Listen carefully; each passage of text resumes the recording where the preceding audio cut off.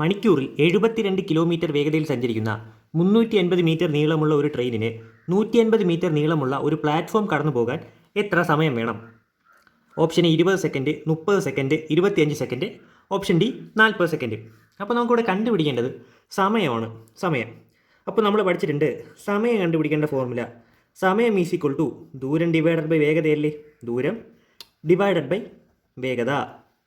നമുക്കിവിടെ ദൂരം തന്നിട്ടില്ലേ? ദൂരം ഈസ് ഈക്വൽ ടു ഇവിടെ ദൂരം എടുക്കുമ്പോൾ ഇവിടെ നമുക്ക് ട്രെയിനിൻ്റെ നീളം 350 മീറ്റർ തന്നിട്ടില്ലേ? അപ്പോൾ ട്രെയിനിൻ്റെ നീളം മാത്രം എടുത്താൽ ദൂരം ആവൂ? ഇല്ല. കൂടെ ഇവിടെ ട്രെയിനിന് 150 മീറ്റർ നീളമുള്ള ഒരു പ്ലാറ്റ്ഫോം കടന്നു പോകണമെന്ന് പറയുന്നുണ്ട്. അപ്പോൾ ട്രെയിനിൻ്റെ നീളവും പ്ലാറ്റ്ഫോമിൻ്റെ നീളവും എടുത്താൽ നമുക്ക് ദൂരം കിട്ടത്തുള്ളൂ. അപ്പോൾ ദൂരം ഈസ് ഈക്വൽ ടു 350 പ്ലസ് പ്ലാറ്റ്ഫോമിൻ്റെ നീളമായ 150 ഈക്വൽ ടു 350 പ്ലസ് 150 500 മീറ്റർ. അപ്പോൾ നമുക്കിവിടെ ദൂരം കിട്ടി, 500 മീറ്റർ എന്ന് കിട്ടി. നമുക്കിനി വേണ്ടത് എന്തിനാണ്? വേഗത. എന്താണ് വേണ്ടത്?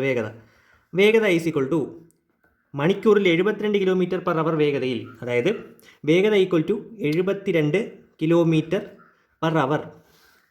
പക്ഷേ ഇവിടെ ഒരു ചെറിയ പ്രശ്നമുണ്ട്. ദൂരം മീറ്ററിലും വേഗത കിലോമീറ്റർ പെർ അവറിലും അല്ലേ കിടക്കുന്നത്. അങ്ങനെ ഇട്ടുകൊണ്ട് നമുക്ക് ചെയ്യാൻ പറ്റൂ? ഇല്ല, അങ്ങനെ ചെയ്യാൻ പറ്റില്ല. അപ്പോൾ നമ്മൾ വേഗതയെ മീറ്റർ പെർ സെക്കൻഡിലോട്ടാക്കണം. അപ്പോൾ കിലോമീറ്റർ പെർ അവറിലുള്ള ഒരു വേഗത എങ്ങനെയാണ് മീറ്റർ പെർ സെക്കൻഡിലാക്കുന്നത്? അതിന് 5/18 കൊണ്ട് ഗുണിക്കുക. അപ്പോൾ 72 ഗുണം 5/18. ഇതാ 18 72 വിട്ടാലോ? 4 18 72. ബാക്കി എത്രയുള്ളത്? 4 ഗുണം 5 equal to 20 metre per second. അപ്പോൾ നമ്മൾ ദൂരവും കണ്ടുപിടിച്ചു, വേഗതയും കണ്ടുപിടിച്ചു. ഇനി ഫോർമുലയിൽ കൊടുത്താൽ പോരെ? ദൂരം ബൈ വേഗത. അപ്പോൾ ദൂരം 500 ഡിവൈഡഡ് ബൈ വേഗത 20. ഇതാ ഒരു 0 വെട്ടുന്നു. 2 50 വെട്ടിയാൽ 25 സെക്കൻഡാണ് നമ്മുടെ ഉത്തരം. ഓപ്ഷൻ സി ആണ് നമ്മുടെ ഉത്തരം എന്ന് പറയുന്നത്.